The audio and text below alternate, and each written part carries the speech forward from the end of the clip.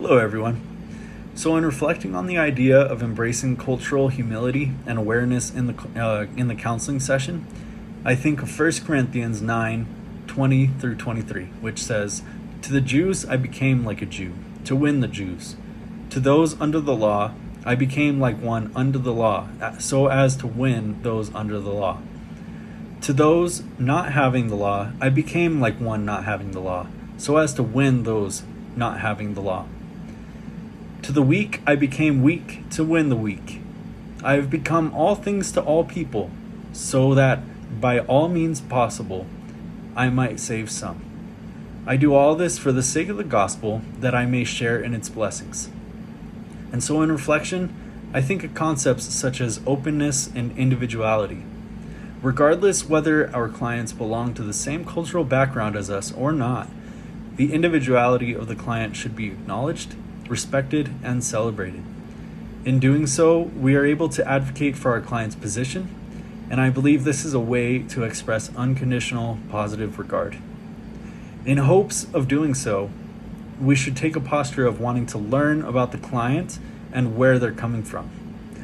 And so, our text defines cultural humility as meaning assuming a posture that seeks to understand and learn from another person's perspective.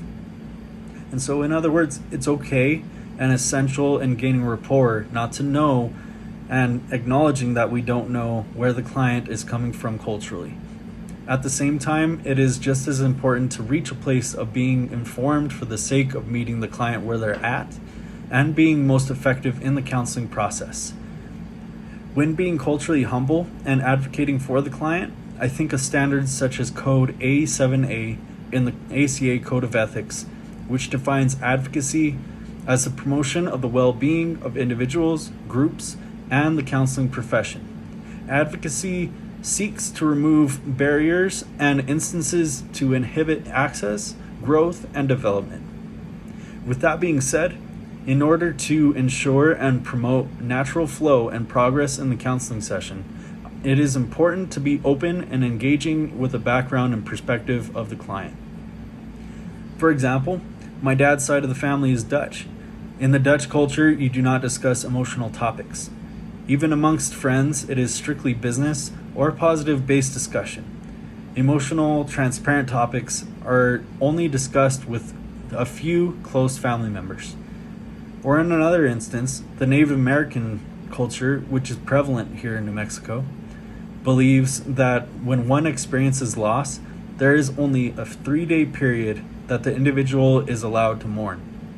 After that, they must move on. This is an instance which illustrates the need for the counselor to be respectful of the client and allow them to guide discussion as it pertains to cultural customs or beliefs.